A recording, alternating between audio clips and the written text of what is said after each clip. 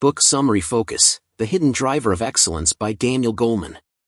Let's enjoy the video. Please subscribing to my channel for more great content like this. You'll be notified when I upload new videos. Summary of Daniel Goleman's book Focus, The Hidden Driver of Excellence in a narrative style, along with some general case examples that illustrate key concepts. Daniel Goleman, renowned psychologist and author of Emotional Intelligence, explores the power of attention in his book Focus, The Hidden Driver of Excellence.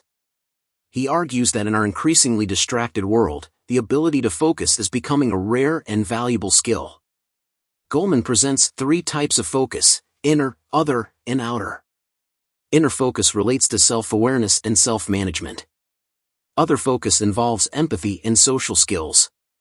Outer focus concerns our ability to understand and navigate larger systems. Throughout the book, Goleman weaves together scientific research, personal anecdotes, and practical advice to illustrate how developing these types of focus can lead to success in various aspects of life. Here are 5 general examples that illustrate some of the book's key concepts. 1. A CEO who practices mindfulness meditation to enhance her inner focus. This helps her manage stress, make clearer decisions, and lead her company more effectively. 2. A teacher who improves his students' performance by helping them develop better concentration skills through simple focusing exercises. 3. A salesperson who excels by cultivating her other focus, allowing her to read her clients' emotions and needs more accurately.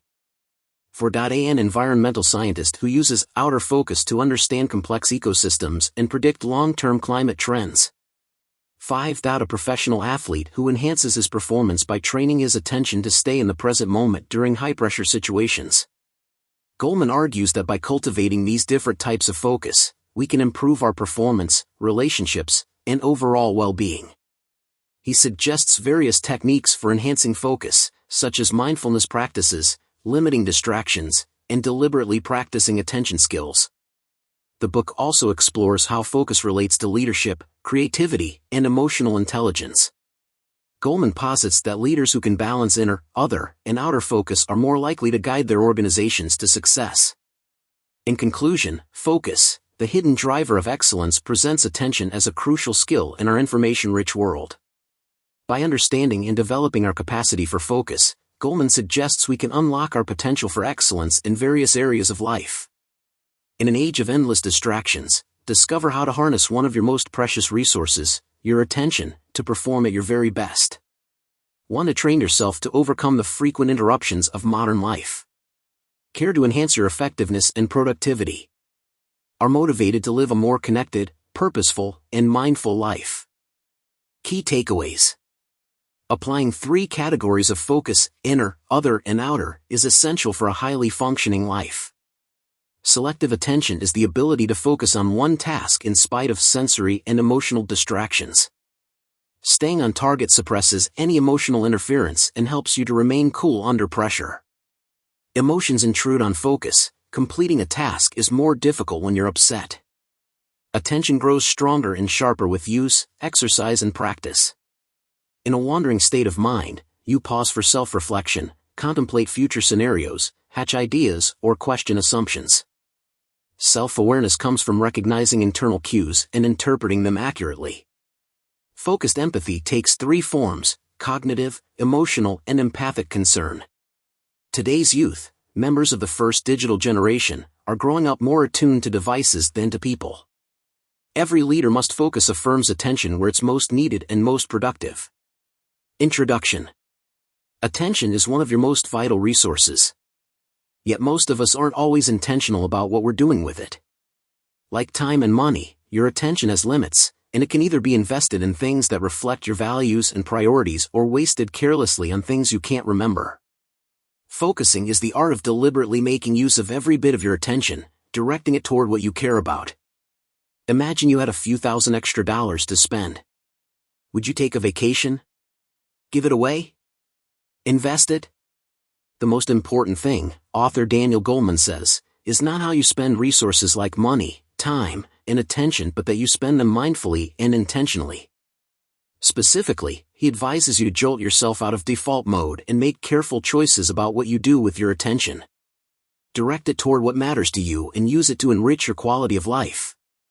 Learn how to sustain your attention and you will see the difference in your health, work, and relationships. Remember, attention is like a muscle, it must be used to stay strong. Train yourself to use Goleman's techniques and your mind will naturally become more focused, leading to enhanced performance in anything you want to accomplish. The anatomy of attention. These days we have more to distract us than ever. We have amusements and entertainment galore, diversions, games, and hobbies are just a click away. Parents stare into their phones while their children run and play, students flip through texts and pictures in class. The decline of attention affects us all, because when our minds are diverted, Goleman believes, we are missing out. We're seeing more but experiencing less, we're swiping and scrolling our days away. The impulse to keep scrolling from one picture to another, one song, video, or text to another, flitting between them without engaging with any of them, is strong, and in fact it gets stronger with repetition. We get a little burst of pleasure in the amygdala, the emotional center of the brain, when we rapidly take in so much bright, stimulating content at once. What happens when your mind wanders, when you zone out and think about nothing at all? This is your brain activating multiple random circuits that have nothing to do with the subject at hand. But the more your mind wanders, the less you notice what's going on around you, diminishing your ability to make connections with your immediate surroundings and ultimately driving you away from them. In addition to technological interruptions, emotional turmoil can be a powerful source of distraction, disrupting not only your inner sense of well-being but also your ability to complete tasks and meet deadlines. Have you ever tried to concentrate while grieving or during severe distress? Anxiety and stress can flood your brain with cortisol and adrenaline, leading to exhaustion. It's like riding on water, the surface is just too fluid and jumpy to register anything. But when you're sharply focused, neurons in the prefrontal lobe are synchronized, firing together for effective results. This kind of attention fosters better learning and absorption of new concepts and skills. Think of a light show at a concert. What leaves a more lasting impression? What feels most powerful, strong, steady bursts of light synchronized with the music, or random, faded, interspersed twinkles that have no relationship to the music? So it is in our minds. When our thoughts, senses, bodies, and emotions are synced, we achieve peak performance. When the brain is attuned to a particular task or subject, the interconnection between parts of the brain needed for this concentration is strong and activated. You can train your brain to choose what is important and what to ignore, what contributes to your zoning out and what pulls you into deep engagement with your world. You can select what you focus on. Eventually, the brain learns how to prioritize what is worthy of attention. Self-awareness. To begin training your mind to concentrate, Goleman recommends a technique called inner focus. Begin with your most immediate surroundings, your body. Reconnecting with your body, its relation to the world, and its way of moving is the first step to developing concentration. For Goleman, sharpening your sense of concentration is somewhat primal. It begins with the body, with your 5 senses. To recognize your body's cues, you have to spend time feeling and listening to them. Ask yourself, am I hungry? Am I cold? Am I tired? When you practice asking questions and listening to your responses, you are learning to attune to the clues your body gives you about more intangible concerns as well. Am I sad? Am I uncomfortable? Am I angry? Giving attention to the messages of the body helps guide you and enhances your sense of self-awareness. The second principle of inner focus is learning to see yourself through the eyes of others. A group of patients was asked to listen to and evaluate a recording of 10 surgeons' voices without knowing anything about them. Half of the surgeons had been sued for malpractice, but none of the patients knew that. Yet the voices of these same surgeons were consistently identified by the patients as sounding threatening and uncaring, while the others were not. The study suggests that the patients were attuned to something the surgeons were not aware of about themselves. As Goleman points out, if you can learn to imagine the perspective of another, to see how they see you, even for a few moments, you can learn much about your own blind spots. The third principle of inner focus is self-control. One well-known experiment invited 4-year-olds into a clean room with no other people or distractions, except for a marshmallow that was set down before them. They were told that if they ate the marshmallow right away, there would be no more. But if they waited 15 minutes before eating the marshmallow, they would be rewarded with extras. The study found that children who waited scored higher on tests that measured attention, suggesting that attention and willpower are strongly linked. To fight off temptation, powerful skills of self-regulation must be employed, and this takes concentration. The more you practice self-discipline, the more self-discipline you will have at your disposal. You will also strengthen your ability to focus. Reading others. After practicing inner focus by reconnecting with your body, seeing yourself through the eyes of others, and exercising self-control, you can turn to other focus, learning to be sensitive to the social cues of others. This comes more naturally for some of us, and some people are so attuned to others' social cues that they become distractions. When you can read others' emotional messages and nonverbal cues, you can then take the next step, exercising empathy. Being attuned to the signals of another helps you join the person in their experiences, and this requires, and develops, a special kind of concentration in the brain. Even babies learn to do this from a young age, mimicking facial expressions and sounds to connect with the person in front of them. Similarly, when you focus on the reality another person is experiencing, their feelings resonate with you and you are able to develop a shared focus. In the brain, the attention muscle is exercised when you feel empathy. Perhaps you've heard of the experiment where participants were asked to watch another subject get an electric shock. Surprisingly, during the shocks, the unshocked participants' brains lit up in areas that register pain, indicating that they were physiologically sharing a painful experience. The benefit of this shared focus is that it opens up new pathways of learning in the brain, which in turn leads to enhanced creativity and performance. The bigger context. The third principle of concentration involves outer focus, learning to take in, think about, and process information from the outside world to understand how larger systems work. Outer focus helps us navigate through life's messes and the concerning issues of our time. When we practice outer focus, we are exercising curiosity about the world and its patterns and using that information to create cohesive plans for action. With problems like poverty, waste, disease, and global warming ever present on our collective horizon, the world needs people who can identify and synthesize global issues to offer new solutions. If we are to meet the vast challenges around us, we must practice outer focus. This is the only way to heal the systems in which we live. Smart practice. From practicing empathy to learning about systems that could save the world, nurturing any new skill requires practice. Practicing a sport, a language, or a skill increases neuroplasticity, meaning it enforces existing brain circuits while helping to build new ones. When we practice with focus, the brain rewires that circuitry, but when we practice with our attention elsewhere, the circuitry is not repaired. To maintain optimal focus, it's important to take restorative breaks so that the mind can rewire its neural pathways. Resting is a vital part of the process of maintaining concentration. Think of your ability to focus as a muscle you are trying to strengthen. If you feel yourself zoning out, gently bring yourself back to the subject you are focusing on. The more you do this, the easier it will be to return to a task or a subject you are mentally wandering away from. Eventually your mind will learn to do this more quickly and with less effort. Bring yourself back to the subject, over and over and over. As in any workout, repetition yields better results. The well-focused leader. What does it look like to be a mindful leader?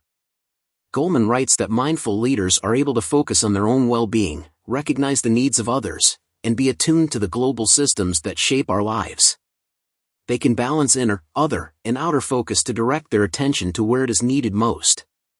In their businesses, communities, and organizations, these leaders can act thoughtfully and decisively. Not only that, they are also skilled at capturing, maintaining, and directing the attention of a group so that communal goals can be accomplished. Steve Jobs, the visionary behind Apple, provides a fantastic example of this type of leader. Adept at filtering out irrelevant and unnecessary products and features, he was the master of focused vision. He decided that the company would invest in manufacturing 4 products instead of dozens, which was what most technology firms were doing at the time. The company focused solely on making these 4 designs the best they could be, and Apple has reaped the rewards ever since. Since leaders are primarily decision-makers, their ability to combine inner, other, and outer focus creates a powerful combination of insight and vision. They can therefore inspire others to share their focus, work together to accomplish new goals, and create a positive impact on their communities. Summary. Paying attention. How well you pay attention affects every aspect of your life. Effective focusing skills enhance mental processes, including understanding, learning, listening, being creative, and reading other people's signals. Most people underestimate focus or overlook its importance. Focus is not just selecting the right thing, but also saying no to the wrong ones. You need to exercise all three categories of focus, inner, other, and outer, to function well in life. Inner focus refers to heeding your gut feelings, values, and decision-making abilities. Other focus pertains to how you relate to and connect with other people. Outer focus allows you to get by in the larger world. Selective attention. Someone writing poetry on a laptop in a busy coffeehouse is demonstrating selective attention, focusing on one task and ignoring external stimuli. Such distractions are either sensory or emotional. Sensory distractions like shapes, colors, and sounds stimulate your senses. Emotional lures cut through the clutter to draw your attention, like hearing your name called in a crowded restaurant. Emotions intrude on focus. Completing a task is more difficult when you're upset. Though it matters enormously for how we navigate life, attention in all its varieties represents a little noticed and underrated mental asset. The brain's prefrontal region is responsible for selective attention. The more you focus on one thing, the better your performance. Staying on target suppresses emotional interference and helps you remain cool under pressure. Controlling your attention by focusing on one thing, then moving on to the next, indicates sound mental health. Jumping from one thing to the next multiplies any feelings of helplessness and anxiety. While the mind sometimes wanders to pleasant thoughts or fantasy, it more often seems to gravitate to rumination and worry. You focus more easily when you're doing something you enjoy. Feeling in the zone or the flow results from immersion in an activity you find rewarding, inspiring, stimulating, or intellectually challenging. In contrast, repetitive, unfulfilling tasks cause disengagement, boredom, and apathy. Two semi-independent systems make up the human brain. The lower brain's massive computing power operates just below consciousness, coming into the forefront only when jarred by something unexpected. At such moments, the bottom brain, active in the subcortical circuitry, communicates with the top brain, or neocortex. People who are tuned out not only stumble socially, but are surprised when someone tells them they have acted inappropriately. Bottom brain activity is involuntary, reflexive, and fast. It functions constantly, handling rote behaviors and filtering information and stimuli. As it continually learns, it adjusts your perceptions. Emotion sways the bottom brain. The top brain, which is under your conscious control, is the locus of voluntary focus, active when you choose to watch a sunset, plan your day, or learn a new task. Sometimes the bottom and top systems share mental activities to optimize your results with a minimum of exertion. For example, as you master a task like driving, the top brain learns and then the bottom brain takes over. Performing the task becomes almost instinctive.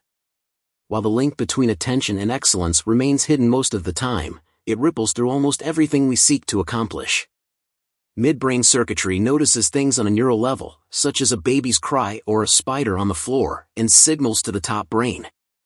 The brain's amygdala checks your surroundings for threats and sends alarms when it spots danger. When your amygdala senses a threat, it commandeers your emotions until the top brain analyzes the danger, then it defends you or sends calming signals. Never mind. Your wandering mind, where your thoughts travel when not engaged in a mental task, is the brain's default setting. In this state, people pause for self-reflection, contemplate future scenarios, hatch ideas, dwell on memories, or question their assumptions. Brain scans show that the area for focus, the executive system in the prefrontal cortex, activates during downtime. Setting aside some regular reflective time in the daily or weekly schedule might help us get beyond the firefight of the day mentality, to take stock and look ahead. While your mind wanders, your sensory systems dim. Doing activities that do not require a laser focus frees your mind to ramble. Focusing sharply on one activity quells outside stimuli, such as buzzing phones. Sustaining deep attention can be draining. To replenish, take breaks, meditate, exercise, or do something fun. Self-awareness and self-control. Self-awareness comes from recognizing internal cues and interpreting them accurately. Gut feelings are messages from the insula, the area in the brain's frontal lobes that acts as a nerve center for your internal organs. People in sync with their emotions have high-functioning insulae and a strong inner voice. The insula's signals help you intuitively form a value system, which becomes more concrete as you articulate it to yourself and practice it. Video games focus attention and get us to repeat moves over and over, and so are powerful tutorials. Self-awareness is a focus that works as an internal compass. It governs your actions and aligns them with your values. Willpower and self-regulation are functions of executive attention. Focusing on achieving a goal requires exercising self-control to subdue your impulses and ignore intrusive emotions. An iconic study by the psychologist Walter Mischel in the 1970s measured the willpower of young children. In the marshmallow test, researchers told 4-year-olds they could eat a marshmallow right away or they could wait a few minutes and get 2 marshmallows. Left alone with 1 marshmallow, the children who successfully waited for the extra treat succeeded by distracting their focus from the marshmallow by using fantasy play or singing songs. The continuing study eventually showed that the children who could delay gratification at age 4 performed better in all aspects of their adult lives. I feel for you. Cognitive empathy is a top-down brain function that enables you to look at things from another person's point of view, understand what that person is thinking and feeling, and manage your emotional response. When your emotions align with someone else's, you experience the bottom-up response of emotional empathy. A top-down/bottom-up response, called empathic concern, leads to taking helpful action. Kids who can ignore impulse, filter out what's irrelevant, and stay focused on a goal fare better in life. You have to focus to tune into other people's nonverbal cues such as facial expressions and to perceive their emotions. You feel another person's suffering, a hardwired physiological response, in your amygdala. Attention centers inside the brain connect with its areas for social sensitivity, giving humans the ability to feel compassion and manage their emotional reactions. Compassion and concern grow naturally from empathy, the feeling people want and expect from doctors, bosses, and family members. For example, patients are more likely to sue for malpractice when their physicians share fewer signs of empathy and consideration, even if their rate of error matches that of more outwardly empathetic doctors. Self-awareness represents an essential focus, one that attunes us to the subtle murmurs within that can help guide our way through life. Everyone's social acuity falls on a continuum from socially oblivious to highly intuitive. People who fail to notice social cues often act inappropriately, missing nonverbal messages or misreading context. They're often unaware when they make social gaffes, such as being rude or speaking too long or too loudly. Where you fall on the social hierarchy affects your ability and desire to read others. Columbia University research reveals a direct correlation between power and attention. The higher your rank, the less heed you pay to other people's thoughts and feelings. System navigation. No single area of the brain deals exclusively with system recognition and comprehension, but the mind uses the brain's parietal cortex to recognize patterns. The ability to read and navigate systems is a learned process, separate from self-mastery and empathy. System navigation is an essential life skill. People understand systems indirectly, by developing mental models during first-hand experiences and by absorbing distributed knowledge. While we are equipped with razor-sharp focus on smiles and frowns, growls and babies, as we've seen, we have zero neural radar for the threats to the global systems that support human life. Pandemics and climate change are systemic problems that people learn about by gathering data, identifying patterns, and noticing peaks and disturbances. For example, big data collected by Google and analyzed with sophisticated software identified areas of flu outbreaks within 24 hours. The brain readily perceives immediate threats, but your perceptual system is blind to long-term dangers, such as the thinning of the ozone layer. Practice makes perfect, sometimes. Psychologist Anders Ericsson's research about expertise laid the foundation for the 10,000-hour rule, which holds that achieving the highest possible level of performance takes at least 10,000 hours of practice. Unfortunately, the rule is only partly true. Practice makes close to perfect only if it's conducted in a smart way, that is, if the person who is practicing uses that time to make adjustments and improvements. How much attention you pay during practice is crucial. Productive practice includes feedback, which is why dancers practice in front of a mirror. Directing attention toward where it needs to go is a primal task of leadership. Professional athletes, experts, and other high performers counteract the brain's natural inclination to make routines automatic and to transfer them to the bottom mind. They use focus, skill development, refinement and positivity to strengthen their brain circuitry. Feeling upbeat is a crucial requirement for productive practice. Positive emotions ignite the brain's left prefrontal area, making people feel motivated, aware and energized. The power to disengage our attention from one thing and move it to another is essential for well-being.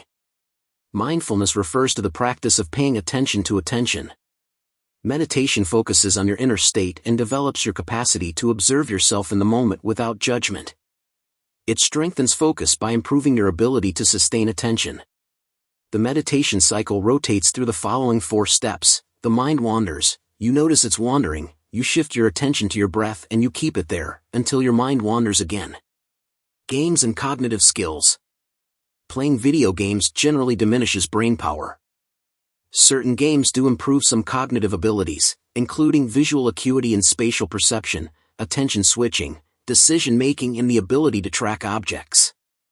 Smart games that improve focus and boost cognitive function may become educational tools.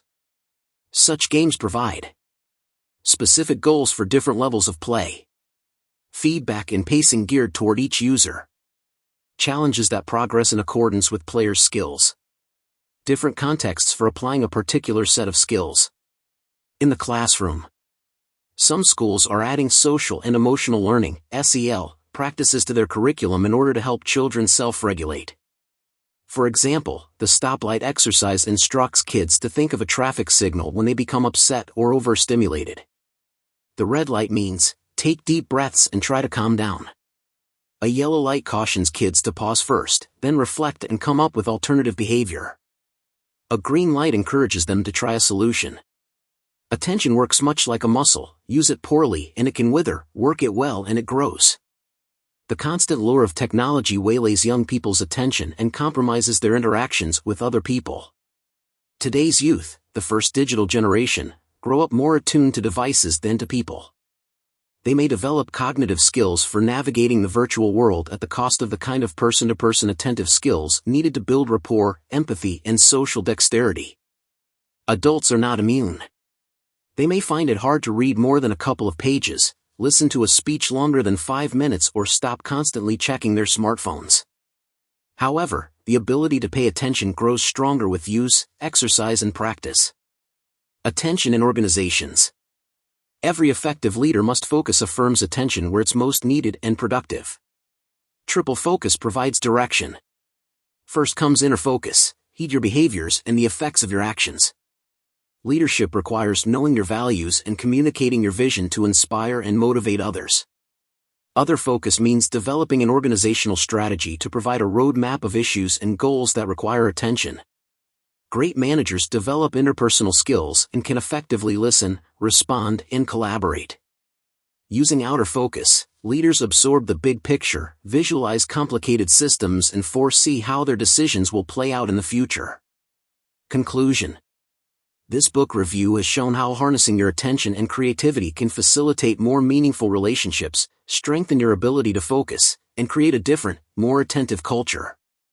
Since what we focus on defines our experience of reality, Goleman says we must learn to practice inner, other, and outer focus to perform at our best. Remember that your ability to focus is like a muscle. If you let your mind wander and zone out for most of the day, drifting from one form of stimulation to another, you will certainly have more difficulty focusing when you really want to.